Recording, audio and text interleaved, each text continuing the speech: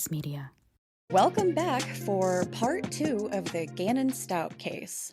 If you missed part 1, I highly recommend going back and listening to our breakdown along with the audio clips before you dive into this one. Before getting into what was written in the affidavit and talking about the trial, let's quickly recap what we covered in the previous episode. 11-year-old Gannon Stauch was reported missing by his stepmother, Leticia Stauch, on January 27, 2020, after he didn't come home from a friend's house. Letecia makes several strange choices in the days following Gannon's disappearance, including renting a car for no apparent reason to pick up Al, Gannon's father, from the airport, giving strange, self-serving interviews to news media, and moving out of state just days after Gannon's disappearance. After massive search efforts, interviews, and crime scene investigations, Letecia was arrested on March 2nd, 2020 in Myrtle Beach, South Carolina. Let's get right into it.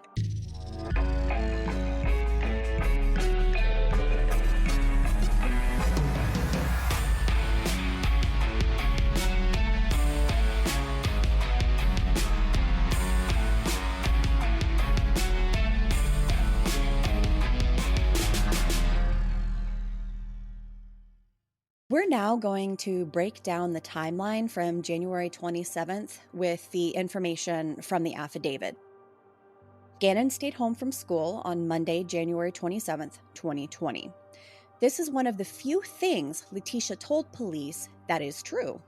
Letecia texted Al, letting him know Gannon was up the night before with stomach issues and that he was staying home from school.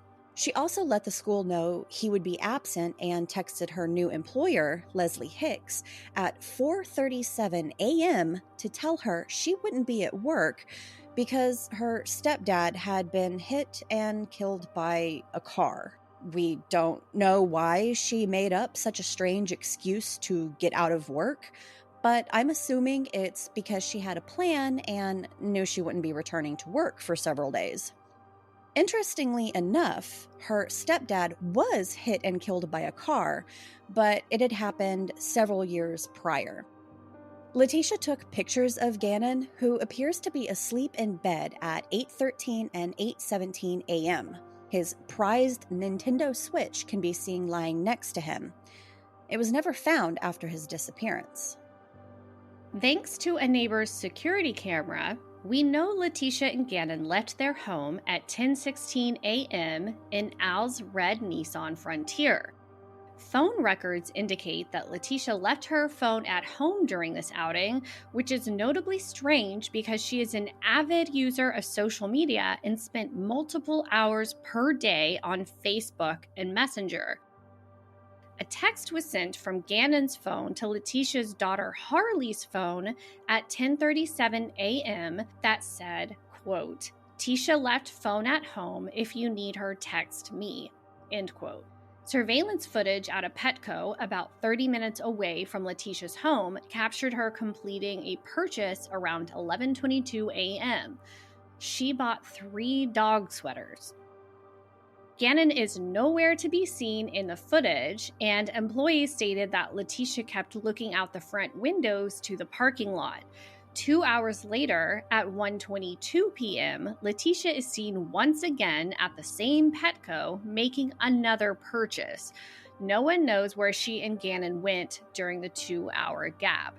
I have a theory that I personally think is what's going on here. I think that she probably had a plan, as you'll see later on in this episode. I think she had a plan and she drove around probably looking for a place to complete her plan and then decided against it for whatever reason and then decided to go back to the Petco so she would have her movements tracked on camera. But that's just kind of what I think, and you may or may not agree with me once we get further into it.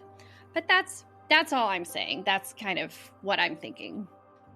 At 12:06 p.m., Al sent Gannon's phone a message that said, quote, "Hey buddy," end quote. The text wasn't answered until 1:21 p.m. with a message that said, quote, "Can I play Zelda at least?" end quote, to which Mr. Stauch replied, not today. Gannon had been grounded from his switch, and this is such a kid's way to respond to a message from a parent. An interesting event occurred on Gannon's phone at 1:43 p.m., before Leticia and Gannon returned home. There was an internet search on his phone that said, quote, "Can my parent find my cell phone if it's off?" End quote. This stands out for a few reasons. One, the search is strange for an 11-year-old boy. Two, the phrasing of the search is questionable. Parent alludes to one parent. Are we referring to Al being able to find the phone if it's off? 3, there is a typo in the phrase.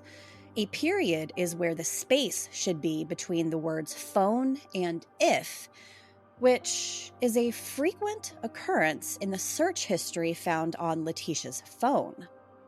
This led investigators to believe it was Letecia who made the search and not Gannon. The phone was later found at the Stauch residence, so Leticia's search probably made her realize there was no clean way to get rid of the phone. Letecia and Gannon returned home around 2:20 p.m. Her phone, which had been at home and locked all day, wasn't unlocked until 2:45 p.m., 25 minutes after they returned home. Considering how attached she was to her phone, investigators found this odd and out of character.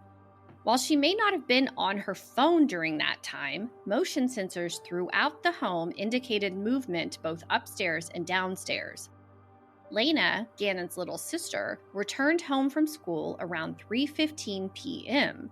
Letecia told Lena that Gannon was asleep in her bed and she couldn't see him and sent her outside to play. Gannon's dad, Al, sent him another text that read, quote, "Hey buddy," end quote, at 3:55 p.m. But this message wasn't read until 7:40 p.m., after Gannon had been reported missing. Harley, Leticia's daughter, returned home from work at 4:42 p.m., picked up Lena, and left again. Letecia sent Harley a text message about 15 minutes later asking for carpet cleaner, baking soda, and trash bags. The text didn't mention cleaning anything, so the assumption is that Letecia asked Harley to go buy some items from the store and then texted her with additions to the list after she left.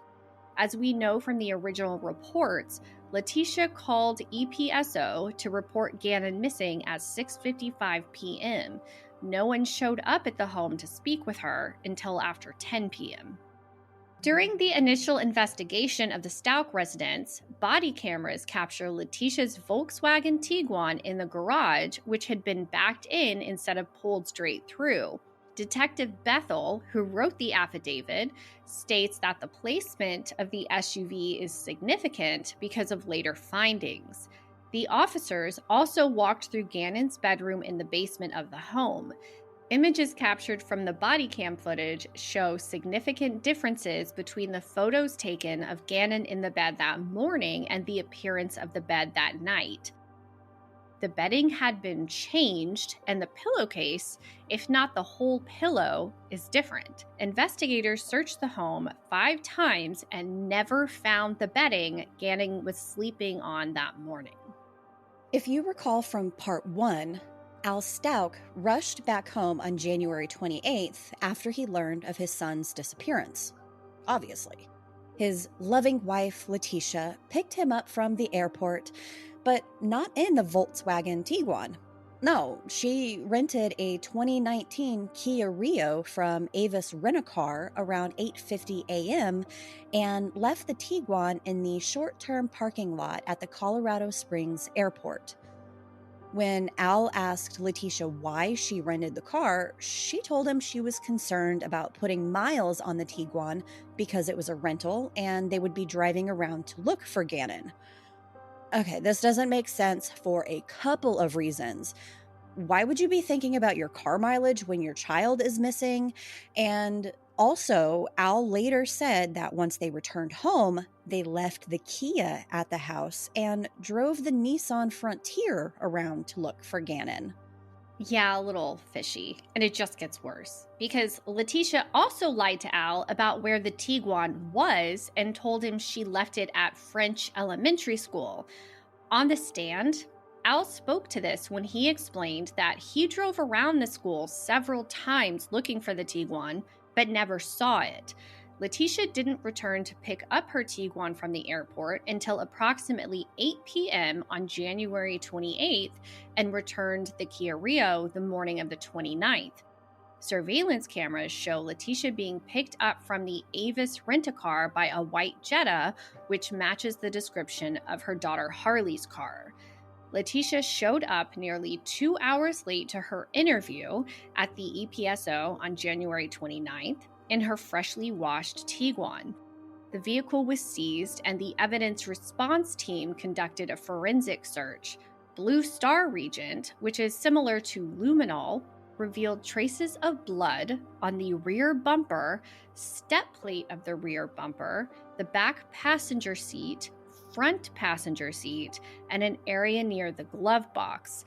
The traces of blood on the rear bumper and step plate are significant because if you remember, the body cam footage from the initial search of the home showed the Tiguan had been backed into the garage. Forensic testing also revealed blood on the floor of the garage and in the same location where the rear bumper would have been located. A receipt from the dollar store time-stamped January 27th, 5:17 p.m. was found in the Tiguan as well. Listed on the receipt were trash bags, baking soda, vinegar, and other items. As mentioned earlier, Leticia had texted Harley a message that contained a list of various cleaning items around this time. A quick internet search will show that baking soda and vinegar are common household items used to clean blood stains. Of course, just because someone buys these everyday household items doesn't mean that they're trying to clean up a crime scene. But given the date, time, and circumstance, it's more than coincidental. While these items were being found in Leticia's Tiguan, she was busy telling investigators one of her many stories of what happened the day of Gannon's disappearance. This is when Eduardo and the sexual assault and kidnapping come to fruition. Leticia told investigators that when Lena got home from school, her attacker let her go upstairs to greet her and tell her to go out and play, before returning downstairs and resuming the assault.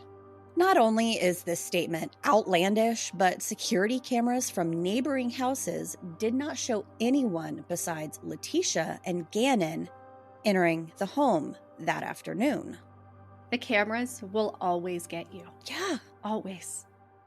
The motion sensors inside the Stauch residence didn't pick up any movement between 10:16 a.m. and 2:14 p.m., proving that no one was in the house during that time. To make this story even less plausible than it already is, cell phone records show Leticia texted Al several times and made a phone call during the time of the alleged assault. Yep, an intruder would absolutely let you text your husband and call someone while attacking you without any fear that you will call the police. That makes complete sense. I don't see an issue in that story at all. No, checks out. No. And then not only did she wait 2 days to report this attack, but she also said she cleaned up the areas where it took place, including Gannon's room and the utility or laundry room. Investigators found cleaning brushes that contained carpet fibers in the dishwasher. While the brushes were obviously used to clean the carpet, it's clear she was trying to explain away their presence with this so-called assault. It's at this point in the interview that Leticia feigns illness and hitches a ride to the hospital, where she escapes before the warrant is executed for her DNA. She was encouraged to do a SANE exam, which is the sexual assault nurse examiner, but refused. You would think that a woman who just went through a sexual assault and had her child kidnapped would do anything to help find the person who did this. This is another big tell that the assault didn't actually happen.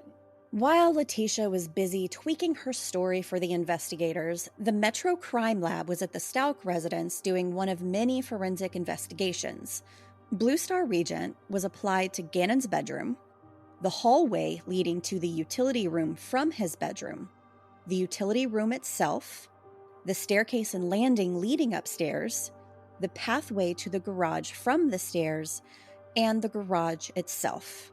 Investigators found positive results for blood in all of the locations I just mentioned. In Gannon's bedroom, in the corner where his bed was positioned, there was an area where suspected blood had seeped through the carpet and stained the concrete.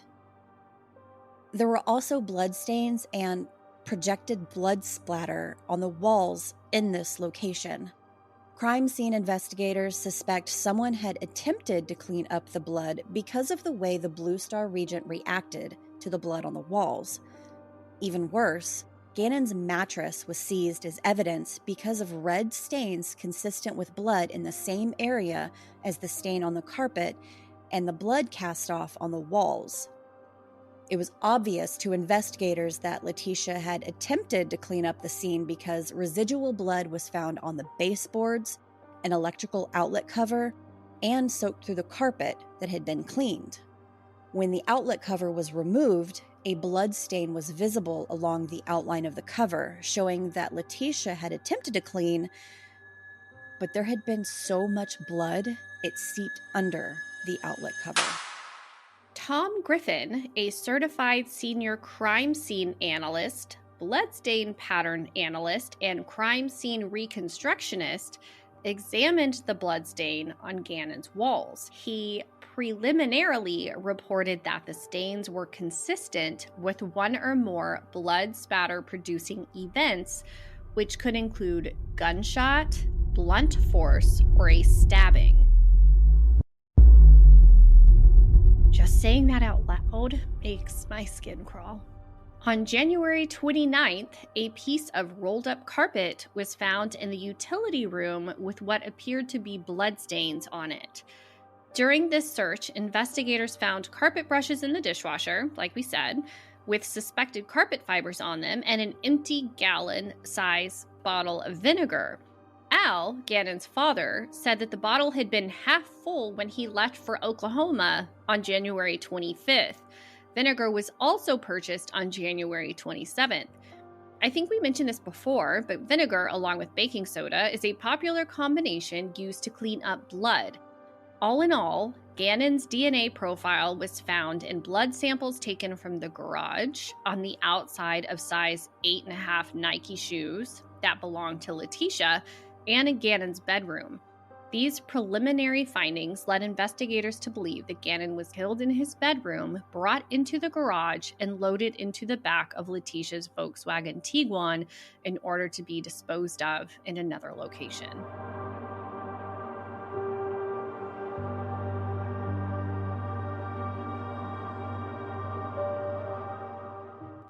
The GPS tracker on Leticia's Tiguan showed the vehicle left the Colorado Springs airport around 7 p.m. on January 28, 2020. As we mentioned earlier, Letecia parked the Tiguan in the short-term parking lot around 8 a.m. that morning before picking up Al from the airport in the Kia Rio. After the Tiguan left the airport that evening, it made a 10-minute stop in the parking lot of a King Soopers. It's a grocery store chain. And then a Wendy's. The raw data from the Tiguan then showed it in the area of Highway 105 and South Perry Park Road between 9:15 and 9:30 p.m. The car stopped for approximately 5 minutes before driving back toward the Stauch residence. Leticia's cell phone data shows that her phone was either turned off or in airplane mode during this time period. The GPS tracker on the Nissan Altima that Letecia drove after the Tiguan was seized on January 29th was in the same area near Highway 105 and South Perry Park Road on January 31st between 4:15 and 5:15 p.m. Letecia had no family or friends in this area, and investigators found it odd she traveled to this location multiple times. On February 15th, 2020, a piece of particle board with what appeared to be blood on it was found near the location where the Tiguan had idled for 5 minutes on January 28th. The particle board tested positive for Gannon's blood. Gannon's remains were not found in the area, and investigators initially believed they had been scattered by animals. We know this is not where Gannon was found. A clear assumption would be that Letecia dumped his body near Highway 105 and South Perry Park Road on January 28th, and then went back and got him on January 31st and left the piece of particle board with his blood on it behind. That hurts my heart. All of it. So much. All of it does. It's just like, I know all of this and it's still hard to like read. Yeah. It just keeps, the longer we go, the worse it keeps getting. When you think that it can't get any worse, oh, guess what? It does. Mm-hmm. And we're not even halfway through all of her bullshit yet. Yep. Yeah. Let's buckle up. Okay. It is so messed up to think that the same day Letecia gave that ridiculous interview with her back to the camera, she picked up Gannon's body from the middle of nowhere and kept him in a trunk while deciding what to do with him. Of course, this isn't the only messed up thing Letecia was up to during and before this time period. Her cell phone records from January 25th to January 29th do her absolutely no favors. While there's nothing included in the records that provide a motive for murder, it does help to paint a picture of her mental state during this time. She was obviously unhappy in her marriage and did not enjoy her role as a step-parent. Here are just some of the Google searches from Leticia's phone during that time period. Oh, God. Yeah, get ready for this. Find real military singles. Parenting should be for people, not one. Side note, that doesn't even make sense. That's not a search. It's a fucking statement. Yeah. Also, 4 people? Does she mean 2? Or I don't know. Like, how many people does she? Well, I mean, since there's her and Al, and then Landon, like, you know, co-parenting with a divorced couple. I mean, there would be technically possibly 4 if people. The other. None of these are actual searches. They're just statements. Next one. I'm overdoing all the work for my stepkids and their mom doesn't help. Mom advice from stepmom. If you aren't involved in your kid's life, are you shitty? My husband's ex-wife does nothing for her kids, but it says lids. I wonder if my husband's ex-wife is sending me a Valentine's card since I raise her kids. One day, some people will wish they treated you differently. To note, I wonder if my husband's ex-wife is sending me a Valentine's card. She's got a period where spaces should be between I raise her kids. And that's really common in a pretty high percentage of her searches, which is why it's pretty clear that Gannon was not the one searching if your parent could find your phone if it was turned off. It was obviously not Gannon because the rest of his search history didn't show any sort of errors like that. The consistent typos and bad grammar. Find me a rich guy who wants me to take care of his kids. Find a guy who wants me to take care of his kids and get paid. There's a lot of periods instead of spaces there. My son burned the carpet. How do I fix it? Will humidifier help if exposed to smoke? School is out. Is it okay for my kid to stay home alone? Son is sick, but I have to go to work. And this is for the day he disappeared. El Paso Sheriff's Office number. What is the process for our runaway child? This one's very interesting. Can Nintendo find my Switch? And they are asking for our son's toothbrush, but said nothing is wrong. And all of these searches take place between January 25th, 2020 and January 28th, 2020. Mm-hmm. So as we said, the thing that stood out most to law enforcement was the typing errors with the periods instead of the spaces. Investigators also found several deleted Google searches on Leticia's phone. Date and timestamps could not be recovered, but there's still an interesting look into her mental state in the time leading up to and potentially following Gannon's murder. These searches include Find Me a New Husband book. I feel like I'm just a nanny, not a stepmom. Husband uses me to babysit his kids. Are there any free money to move away from bad situation? My husband never posts about me, but does everything else. My husband only cleans up for the army, not me. I'm just a glorified babysitter. Find a new husband. Sent my husband sexual messages and he ignores them. Probably because you're fucking batshit, woman. Sorry, that's not a search. That's my own 2 cents rearing its ugly head because I can't keep it contained. You're not wrong. You're not wrong. Make my husband want me more. I feel like my husband uses me to babysit his kids. Find a guy without kids. Yeah. And like we talked about in the first part, we know that she has a huge history of lying, making up stories, the twin pregnancy, the burglaries that didn't happen, lying about her job. I'm sure at this point, even though they were still married, there's no way that Al was happy either. And we know he traveled a lot for work and he was gone pretty frequently. So yeah, even in a good situation, it can be really daunting to be a parent who's always responsible for the children, but like that's not what's going on here. Like, no. I mean, all of these searches tell us that she obviously was unhappy because of his lack of attention or affection, and she didn't enjoy taking care of his kids. Mm-hmm. You signed up for that when you married the man, though. Just saying. Exactly. Like maybe talk through that or think about that a little more before you marry someone who has kids from a previous relationship.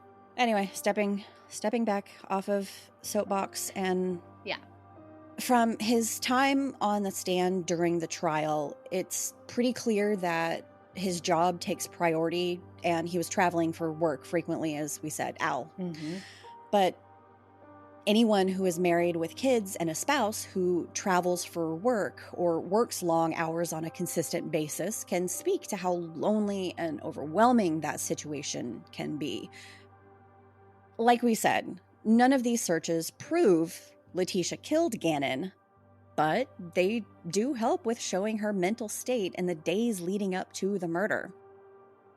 Another red flag is a text message that Letecia sent to Detective Bethel on January 28th, just 24 hours after Gannon was reported missing. In the message, Letecia already believed she was a subject in his disappearance, even though she had not been notified as such or given any prompt from law enforcement. Now, why would she think she was a person of interest in his disappearance so soon after he went missing if she had nothing to do with it? Once Al realized that Letecia lied to him about Gannon's whereabouts on the day of his disappearance, he began working with police to gather more information. He allowed phone calls and emails with Letecia to be recorded and monitored. In my very expert opinion, the number of times her story about his disappearance and the days leading up to it changes makes her shady as fuck. If we haven't already said this, like, this bitch is just a next level. Yeah, the worst. During a conversation with Al on February 13th, Leticia stated that Gannon was burned so badly by the candle incident that his skin bubbled, and that Gannon peeled the skin off his burns and wiped the blood on the walls of his bedroom. Al hadn't asked about the blood on the walls during this call, and the fact that she provided information about blood on the walls indicates she was aware of what the scene looked like and was trying to explain it away. The next day, on February 14th, Leticia told Al 4 more stories explaining what happened to Gannon on January 27th, 2020. 4 more stories. Before we break them down, we're going to play audio from one of the recorded phone calls between Leticia and Al.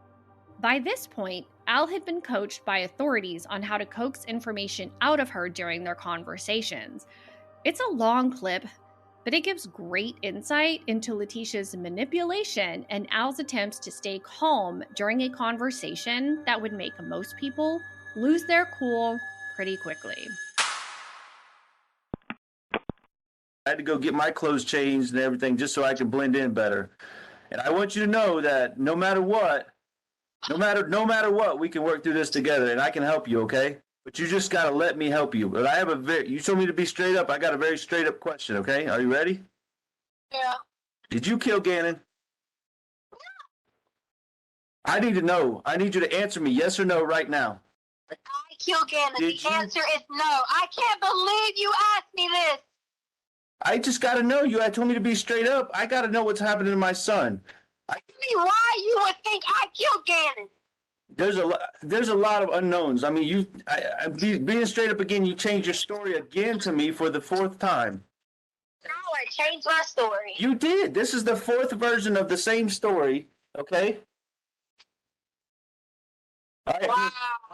Like half of what you told me today, with the cut foot, and now he's got burned arms and picking it, and his butt's bleeding. All this stuff is new to what you told me the other day. And the other day you told me you cleaned up the area where you got raped so nobody would see it.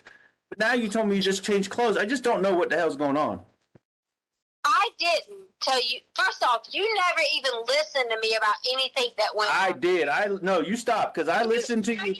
I listened to you, and then I went and got the guns and put them in the truck, and then I came back and me and Landon listened to you, and then I stopped and picked your story apart. So get it straight, Tisha.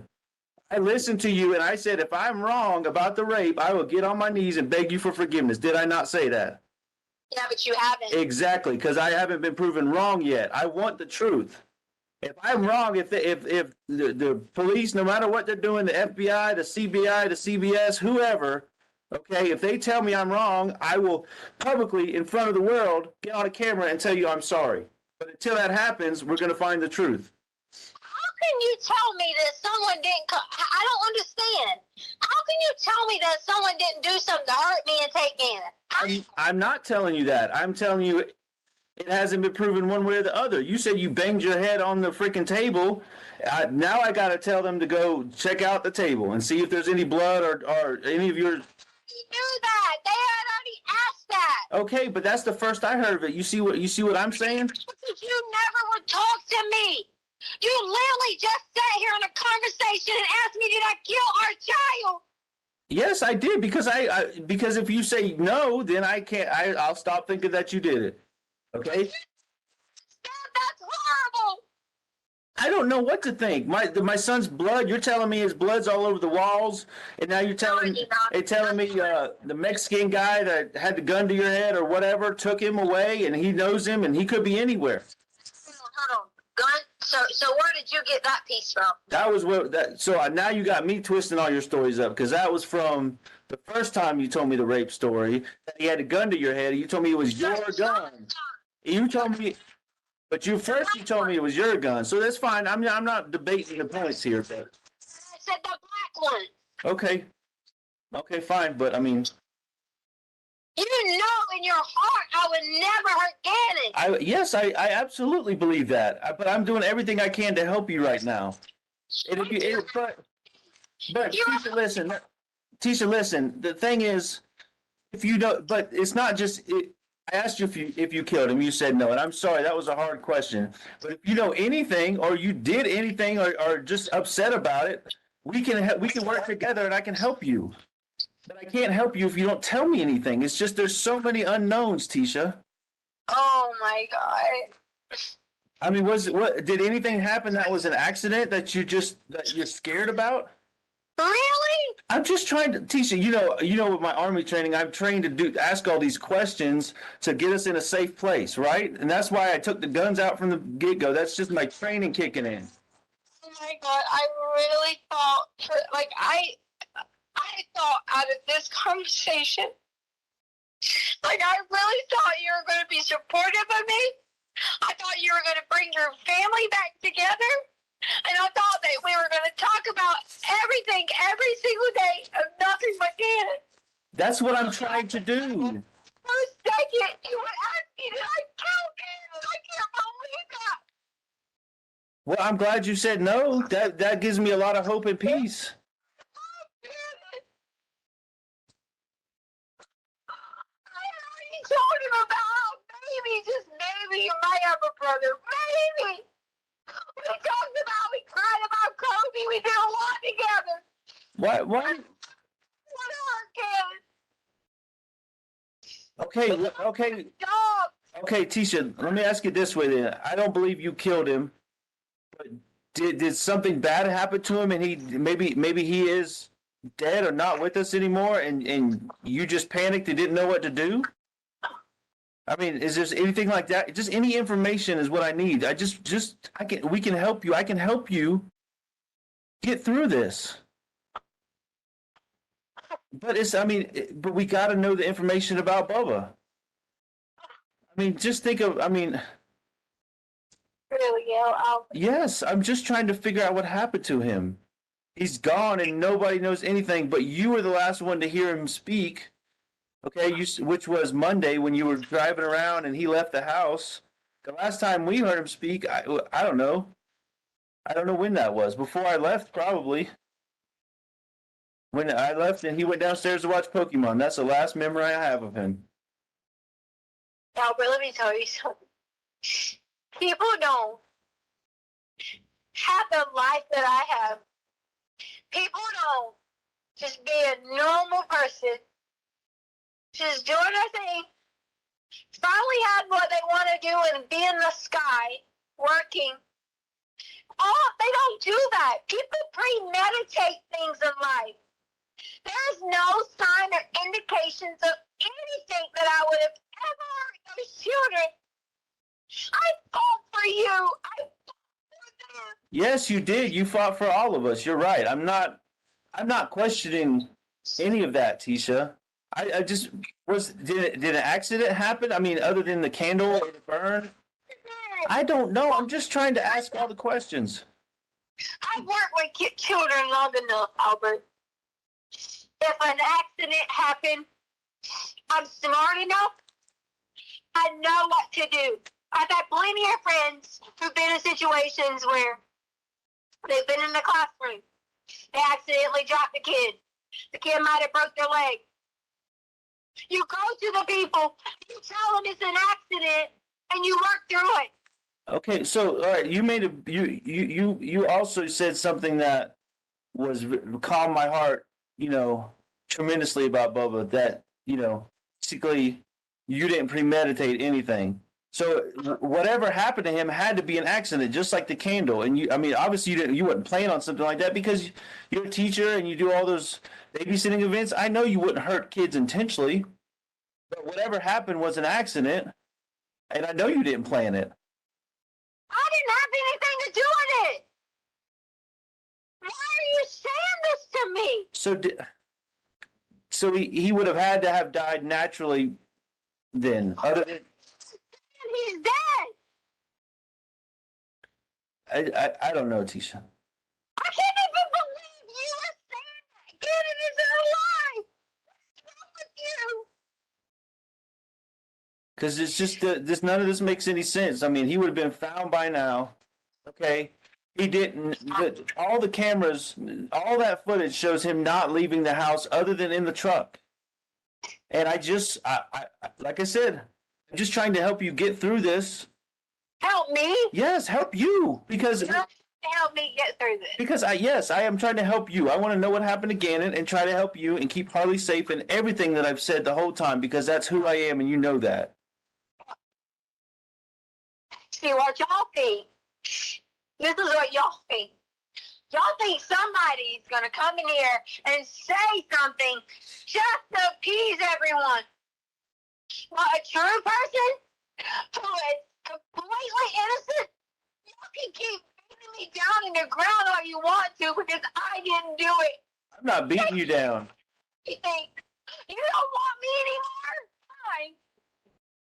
You don't want our family anymore? Fine. You took my car. You took everything. I didn't take anything. They got all my shit too, Tisha. I got 2 cars now because Harley's not going to pay for it. I got 2 cars I got to pay for that I can't even see or touch. I'm begging you. No, she hasn't. That I know. So Every day, Albert, why are you not with your wife? Because you want to be so honest and ask questions. Why are you not with your wife and daughter? because okay, I'm going to tell you the truth right now. Because of this conversation, Tisha, I don't know, and I've told you that the whole time. I'm confused. I'm all over the place. I can't get the truth from you or the police or nobody. And now it's just even worse now because I got another story I've got to try to make a theory from. Another story? You have never talked to me. But you just told me. You told me a few minutes ago and we went over it. You told me the first story. No, first you told me he ran away. Then it was the rape story. Then it was the second rape story. Now it's the third rape story. I can't believe you just said the rape story. I'm just. What do you want me to call it? The story of Gannon disappearing. Okay, you told me the first version of that, the second version, and now the third version. You a second or third version? Yes. You sit down and talk to me. No, that day that I got home. No, the day I got home, that next morning after my mom and sister and Landon and everybody was at the house, you told me you were texting Bethel and you told her the story. I don't know what you told her, and I kind of don't even. Yes, you do. I don't even care.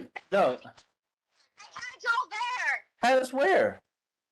My God, I can't believe you're lying to me right now. About what? I'm not lying to you about anything, Tisha. Albert, they had y'all at the police department when I was there. Oh, you mean when Landon showed up and then they brought, I was already there or whatever? Is that what you're talking about? Because that's the only time I know. I don't even know when you're there. I just assumed you had finally come in that night. Or was it the next day you came in? I don't even know, Tisha. You were there because she was talking to you there. Who was? Bethel? She was talking to me at the police station? Yes. Honestly, most of my talking was with Mark, the other guy that was at Starbucks. So I don't know what you mean she was talking to me. I think I might have talked to. I think I talked to her for like 10 or 15 minutes. If I'm Did not tell you anything different. This is how my day went. I was going to lay down.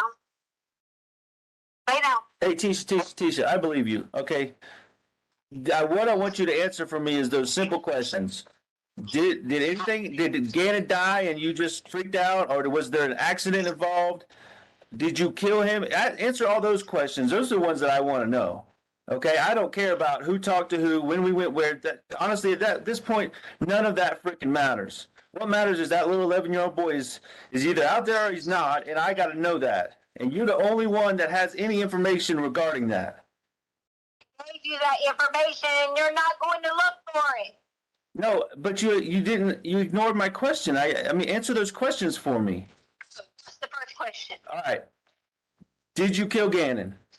No. Okay. Did Gannon die on your watch, whether it was an accident or naturally from some injury? No. Okay. Did Gannon have an accident of a serious nature and you freak out and cover it up? No. So the answer is no to all of that. Correct. Okay. Now this is going to be very uncomfortable for you, even more uncomfortable than what I just asked you. Did Harley kill Gannon? God, know. Okay, did she, any of the same questions, did she have anything to do with an accident, a cover up? Was she involved in this at all with you? No. I haven't been involved either. So so something, there's a blank somewhere that you have not filled the blank. So. How have I not filled the blank? So you don't think for a second that someone came in the house and you don't think that? I don't doubt that. I don't know what to believe, but I'm not doubting you. I'm just having to ask all these questions. So, I begged you. I said, hey, let us all be together. Look at me in my eyes and ask me that question. Feel it in your heart and ask me that question. well, but you gotta look at it from my perspective. Okay, first of all, and I got a couple things to say, so let me get through it. These stories, just like I've said the whole time, they don't sound legit to me. They just don't add up. They're not true. Something is off from every story because there's different versions. So that's number one. Number two. I've only talked to you once. Okay. All right. Fair enough. But you got to put yourself in my shoes. Okay. What the hell would you do if this was Harley? Okay. And you didn't have all the information. How would you put all these pieces together? So, I mean, you got, from my glasses, how am I supposed to put all these pieces together when I don't even have a third of the pieces? I'm just trying to find the pieces and get them together. You want me to answer that question? Which one? The one about what if it was Harley? Yeah. Yeah, answer that question.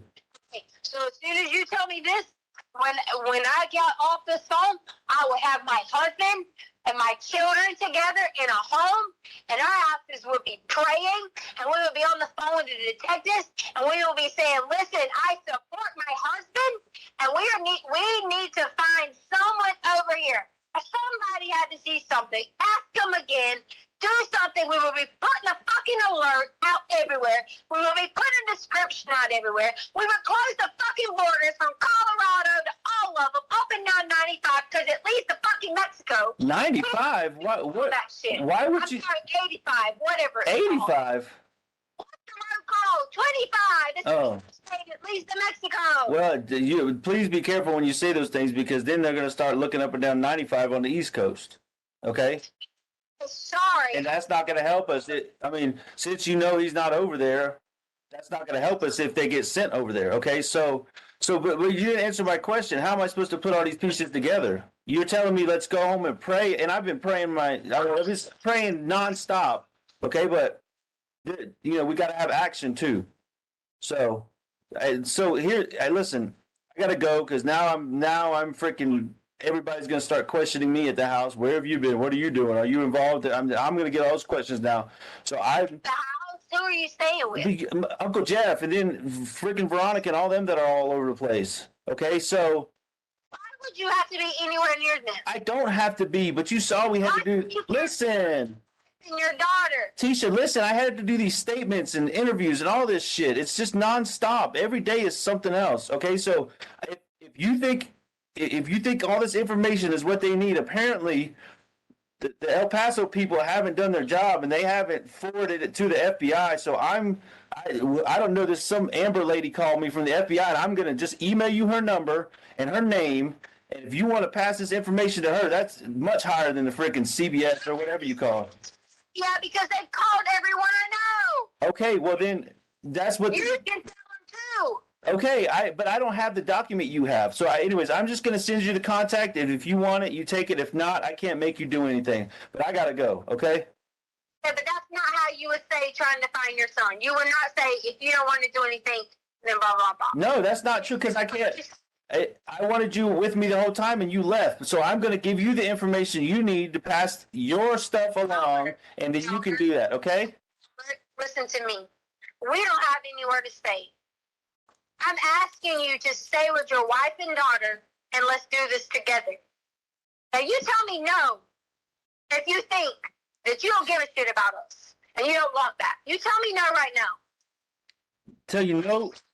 You tell me yes If you want your family together because you believe I me. wanted my family No, together. but no. Listen to me. Listen to me. I wanted my family together the whole time. And listen, you're not letting me help you, so I recommend that you get in contact with this Amber lady because she offered me help and safety because I told her what I was going through, and I'm sure they'll do the same thing for you, especially all that you've been through with the. You're telling me about the social media stuff and people chasing you around. You said in the email, so I'm going to send you her contact information, okay? And then you decide whether or not to contact her to find protection for yourself and get them this information, okay? But I gotta go, okay? I gotta go, Tisha. I gotta go. The question. What question? I said I wanted you to be together, but I gotta go, okay? I gotta go. Bye. Bye.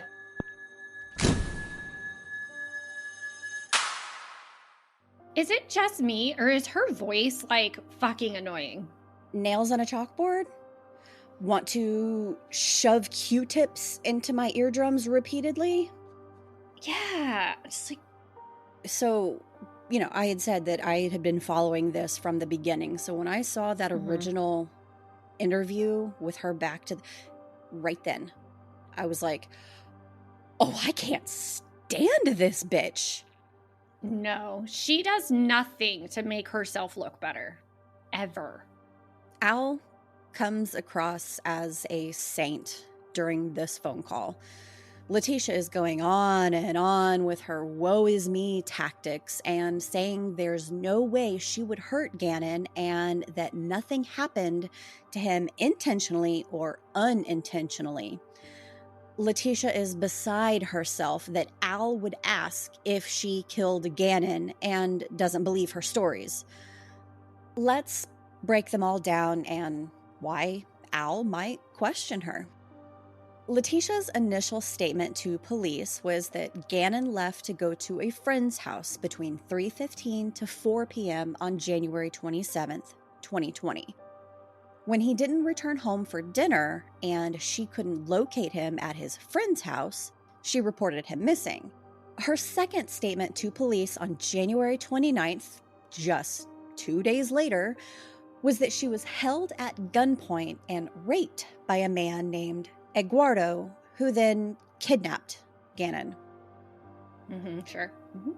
On February 14th, 2020, she told Al about the third version of events. According to Letecia, Eduardo was still inside the house when investigators arrived on the day of Gannon's disappearance. Apparently, she tried to signal to the police that there was somebody in the residence. We know that the home was searched during that visit and no one else was found inside the home. On the same day, Letecia told Al the fourth version of events.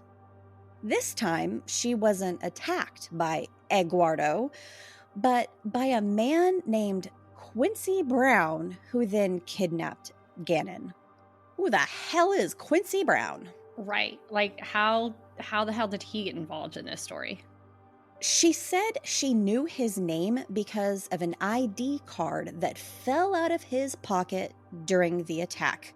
Quincy Brown was listed on El Paso County's most wanted list on February 10th, 2020, just 4 days before Letecia named him as the person who raped her and kidnapped Gannon.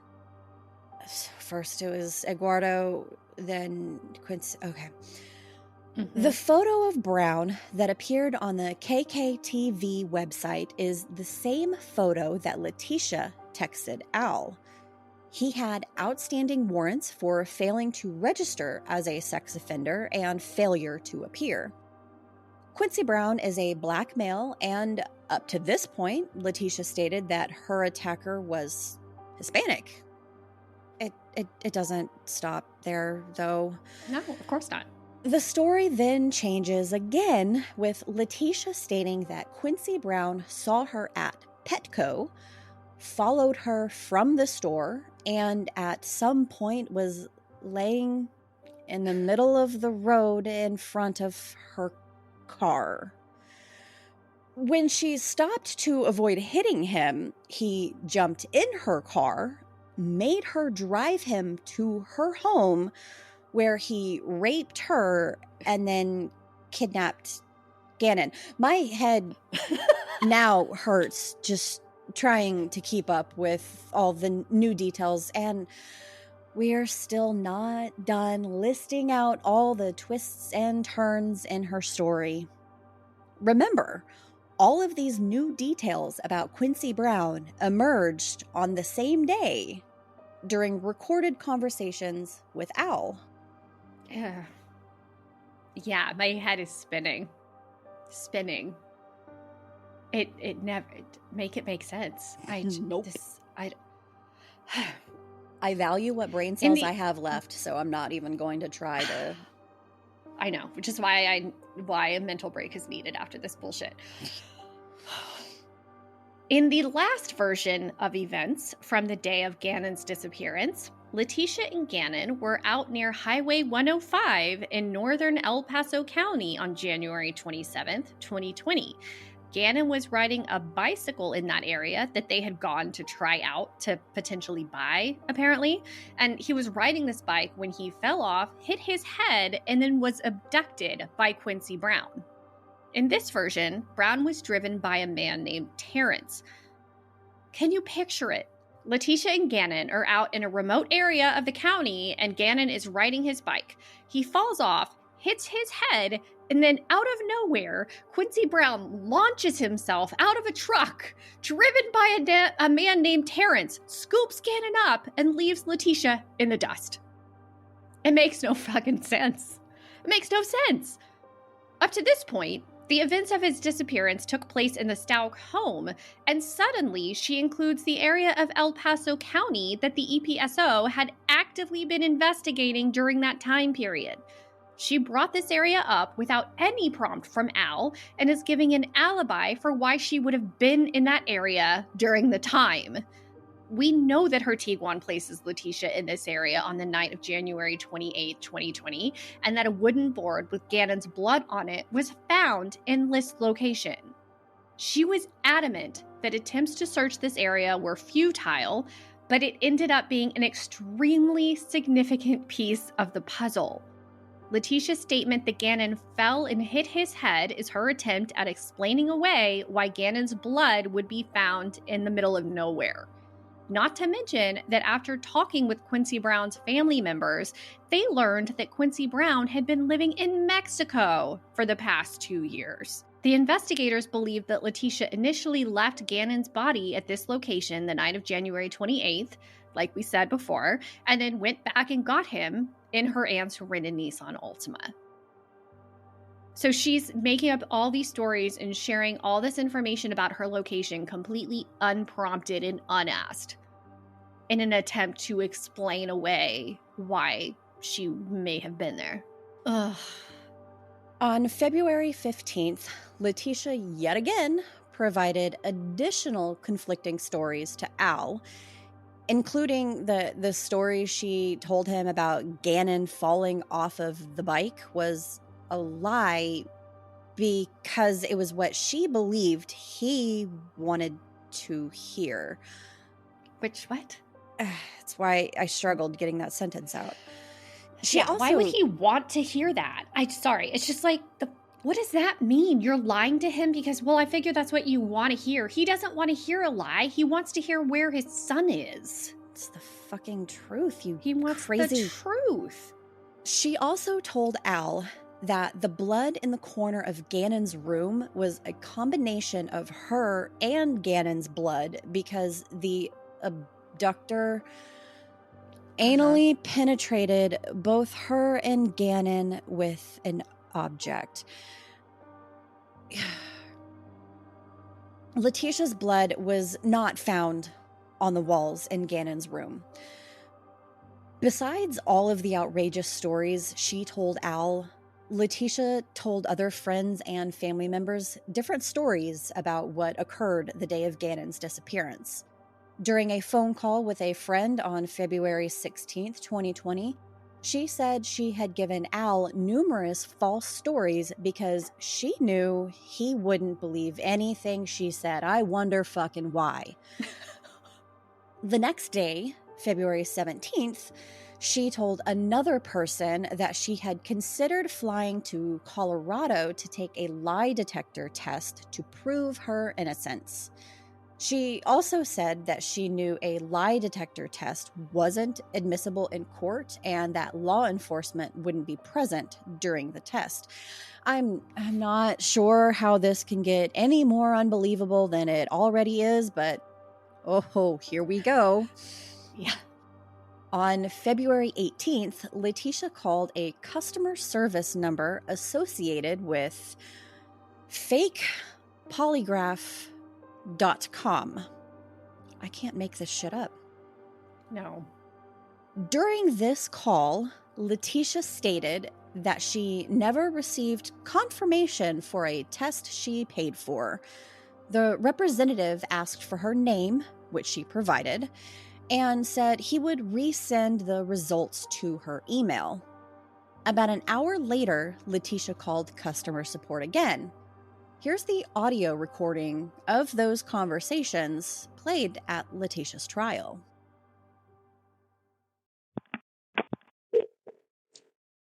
How can I help? Hi, yes. I didn't get any confirmation about my test I paid for. And so just for reference sake, before we get too deep into the phone call, sounds like there's two voices. That's correct. Do you recognize one of the voices? I do. Is it the female voice? Yes. And whose voice is that? That's the defendant's voice. Okay, go ahead. Thank you, Angela. Okay, can I have your name, please? I can check if we've got the order here. Yes. Tisha, last name is Stauch, Stauch. Okay, give me one moment, please. Let me have a little look. Okay, yeah, perfect. I can see that we've received that, and we have actually sent the test. Have you not received that as yet? Have what now? We have already sent the results to your email account. I don't have them. Mm-mm. Okay. Okay, let me try resending that, and if you don't receive it, give us a call back. Okay. All right. Thank you. Thank you, now. Bye-bye. So Special Agent Cohen, the phone number that at the very beginning, let me back up. There you can hear ringing. Does that indicate that this is a phone call that was initiated by the defendant to a particular place? That's correct. Were you able to investigate and determine who it was that she was calling? I was. When a wiretap is obtained, does it record both the outgoing and receiving phone numbers? As part of the overall wiretap in this investigation, we also installed something called a pen register trap and trace device. That particular device will record both the outgoing or incoming phone number from the subject telephone. And so does that mean that the receiving phone, the person that is being dialed or a place that the originator is dialing would be caught in this trap and trace? That's correct. It's identified as either an outgoing or incoming phone call, and we have the telephone numbers on both ends of that conversation. And then were you able to look up that particular phone number that was dialed for this call and see it being associated with a particular web page? Yes, I was. What web page was that? Fakepolygraph.com. Okay.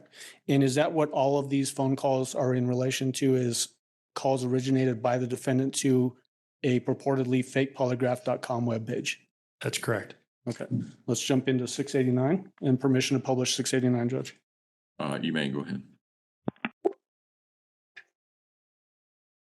May I help? Hi, yes. I was just talking to you. Is there a way you confirm where you sent those? Because I still didn't get them. Yeah, so I'm just going to get that resent for you. So if you wait for the next sort of 10, 15 minutes and let me know if you haven't received it by then. I was saying, can you check the email? Because I just want to make sure. Okay, yeah, give me a moment. Okay. Okay, cool. So you said like 10 and 15 minutes? Correct. Okay, thank you. Have a good day. In that particular phone call, did it sound like there was an email address that was confirmed to the defendant? Yes. What was that email address? It was, I can't remember the exact address, but it was an address that we knew to be associated to the defendant. Okay. And that's what sounds like an England speaking person relayed, and then the defendant acknowledged that as being the correct email address? That's correct. Okay. And then 690, permission to publish, Your Honor. You may go ahead.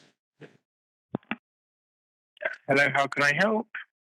Hi, yes, I'm calling again. I still didn't get that email. Okay, can I ask your name, please? It's last name Stauch, S-T-A. Right, yes, perfect. I can see here.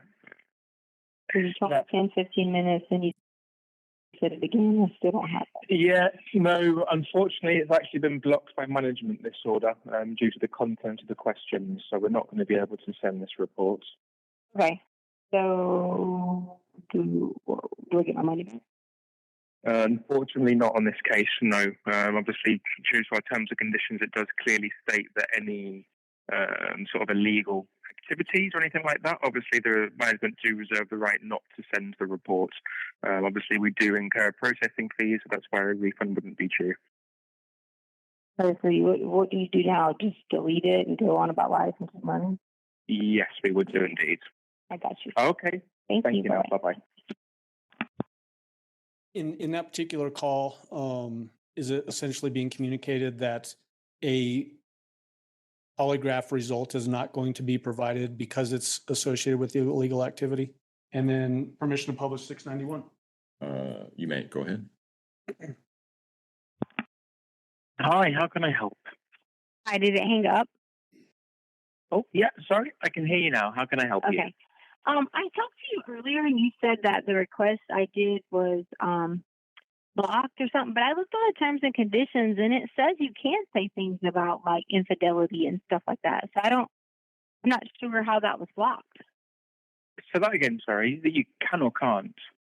No, okay, so I did a report earlier and you said you would send it to me. Then when I called back, you said it was blocked, that I wasn't allowed to get the report. But then I clicked the terms and conditions and it says you can do questions about infidelity and stuff like that.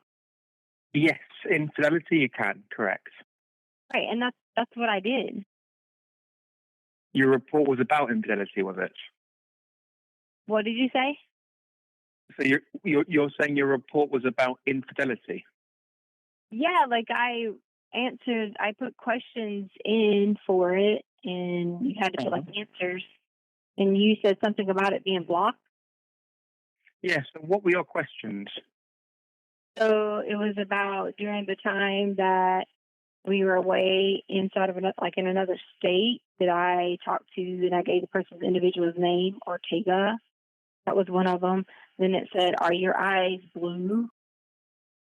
And I did a couple of the questions that were on the bottom. Okay. Yeah, I'm not sure in that case. Unfortunately, that's not what came through. Yeah, I'm not quite sure what's happened there then. Because I read that you can do this.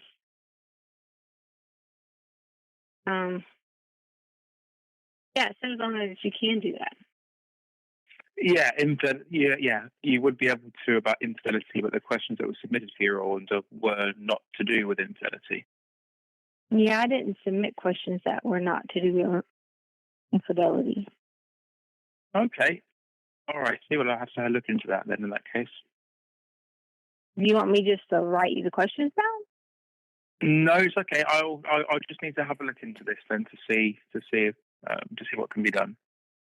Okay. Just remind me again, what was the name on the report?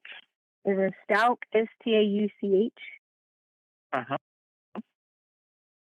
And that's your surname, is it? Your last name? Yes. Okay. And first name is? Tecia. Okay. And how do I spell that? It's Tecia. Tecia? Yes. Uh-huh. Okay. All righty. Well, let me have a look into that and I can come back to you. Okay. Thank you. What's the best number to get you on? Okay. Right. Thanks a lot now. Take care. Bye-bye. Thank you. Special Agent Cohen, these phone calls are from February 18th, as you've testified. Were you aware also at this same time that that's when these pretext calls were being recorded involving Al Stauch and the defendant? Yes, I was. Were there phone calls during that time with those pretext calls in which the defendant was talking about getting a polygraph examination? Yes, she was. What was she saying to Al as it relates to the polygraph? She was saying that she had passed a polygraph test, and she was continuing to purport her innocence, and that she had nothing to do with Gannon's disappearance. Passed a polygraph as it relates to what? Whether she had anything to do with Gannon's disappearance. Okay. Okay, that's all I have. Thank you. Cross-examination, Mr. Tellini. I don't have any questions for Agent Cohen. Do any of the jurors have any questions for Agent Cohen? Thank you, sir. You may step down. Thank you.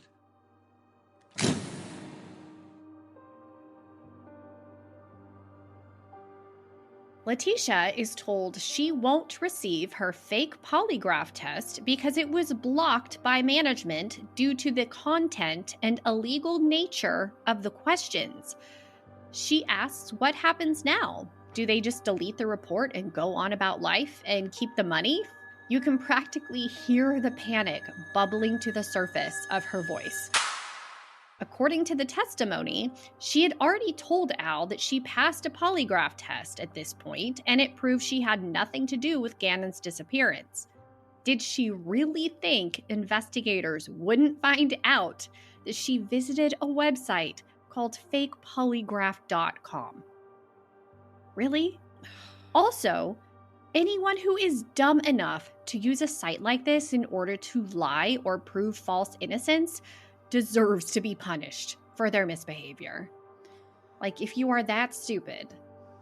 You know, I was wondering why the hell would a site like that even exist? And then I was like, okay, well, you know, maybe for like a movie or a TV series or, you know, just, you know, stuff like that. But like, or if you're trying to prove like you didn't cheat on somebody, or, you know, you didn't steal something, or I was trying to think like what non-nefarious reasons could this be legitimately utilized? None. Other than like, you know, a TV show or something, but I'm sure that they have like their own sources and whatnot. So it's all just nefarious and stupid and dumb. And she calls customer service again and tries to explain that she didn't ask anything illegal and thought questions about infidelity could be used in the test. The poor representative is trying so hard to remain neutral about the situation. I'm sure he can see exactly what she asked and is just like, yeah, I'm sorry, that's not what's listed here. I don't know what to tell you, lady.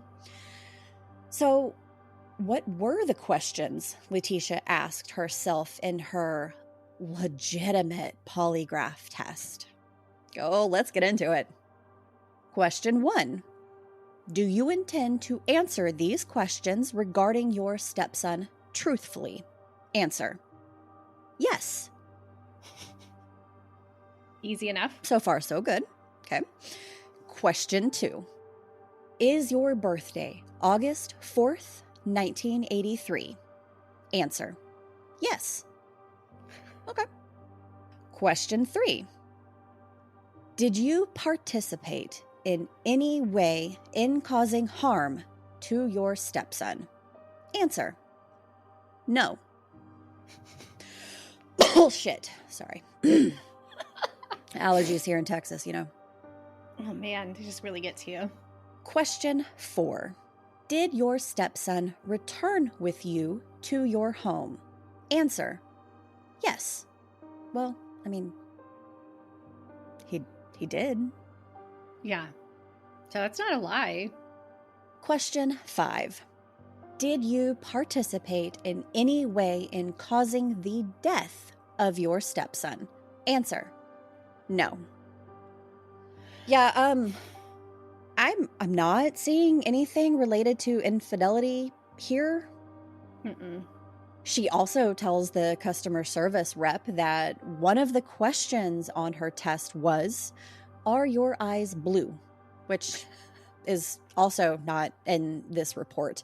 You know, an innocent person wouldn't go through the process of paying for and writing a fake polygraph test to prove they did nothing wrong. just another red flag to add to the growing pile. Also, it's really interesting to me that during this time, she is upset with Al for saying that Gannon is probably gone at this point. How do you know he's dead? He's not dead, whatever. And yet she's asking herself on a fake polygraph test if she had anything to do with his death. Oof. Letecia never provided a fully truthful statement about Gannon's disappearance to the authorities at any point during the investigation. She changed her story multiple times, rented a car under suspicious circumstances, put her phone on airplane mode, or left it at home on multiple occasions in an attempt to hide her location, and gave unprompted explanations for why Gannon's blood would be found in multiple locations. She went to great lengths to make herself look innocent, including the alleged rape story and attempting to buy a polygraph test from fakepolygraph.com. These reasons, plus the others that we have discussed in Part 1 and Part 2, and all of the physical evidence that Gannon was killed inside of the house, were enough to approve the arrest warrant for Leticia Stauch. The charges in the arrest warrant included murder in the first degree for a child under 12 by a person in the position of trust, child abuse relating in death, tampering with the deceased human body, and tampering with physical evidence. Leticia was arrested in Myrtle Beach, South Carolina on March 2nd, 2020, and extradited back to El Paso County, Colorado. During the cross-county trip, Leticia slipped out of her handcuffs and attacked a deputy who was part of the extradition team. Because that is what an innocent person does. Yeah, that's not weird. Of course, we're all too aware of what else happened in March of 2020. The COVID-19 epidemic shut the whole damn world down. This impacted the courts as well, and Leticia's trial was delayed due to the pandemic. During this time, her lawyers did everything in their power to see if she was competent to stand trial.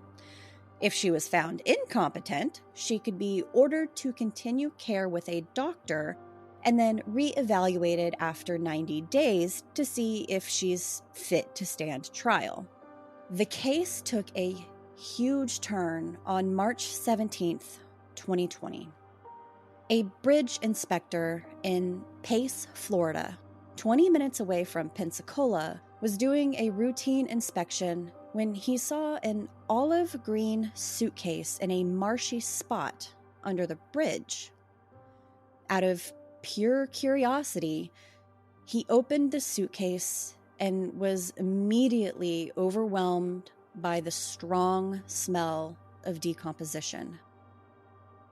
He then saw 2 small feet wearing football socks and a body wrapped in a blanket. It was at this point he called the authorities. The body in this carry-on-sized suitcase was determined to belong to Gannon Stauch. I'm now going to describe the injuries Gannon had, so if this is something you don't want to hear, please fast forward for about a minute. During examination, Gannon was found to have a fractured skull, sharp force injuries to his chest and back, defensive wounds to his hands, cuts on his arms and hands, and a bullet wound in his jaw. A bullet was found in the back of his head, along with 2 more bullets in the pillow found in the suitcase. A sergeant with the Rosa County, Florida Sheriff's Office said the blunt force trauma and bullet wound were both lethal on their own and occurred before death. The wounds found on Gannon fall in line with what blood spatter experts found on the walls of Gannon's room. His body had been in the suitcase for over a month. though it's not clear how long it had been under the bridge. If you remember from the first episode, Leticia and her daughter Harley left Colorado to go to Myrtle Beach at the beginning of February and made a pit stop in Pensacola. That never gets any easier. No, I fucking hate that part. You know, the fact that we have kids his age. I can't even imagine. I have a twisted mind. I have a strong imagination. You know, to be able to sit and do this stuff, we got to be able to handle a lot. But I can't. I cannot fathom those injuries on my child or afflicted by me to. No. Not okay.